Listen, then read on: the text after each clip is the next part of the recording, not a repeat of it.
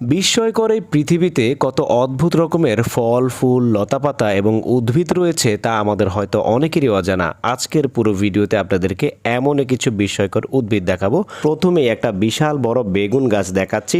চায়নার কৃষকরা এত বড় বেগুন গাছ তৈরি করেছে, দেখেন পুরো গাছ ভর্তি বেগুন। আর এইখানে দেখেন আরেকটা বেগুন গাছ, কত মোটা এবং বিশাল আকৃতির। আমরা ছোটবেলা থেকে অনেকে শুনে আসছি শেষ জামানায় বিশাল বড় বড় সাইজের কিছু বেগুন গাছ হবে এবং মানুষ মই দিয়ে সেই বেগুন গাছ থেকে বেগুন পারবে।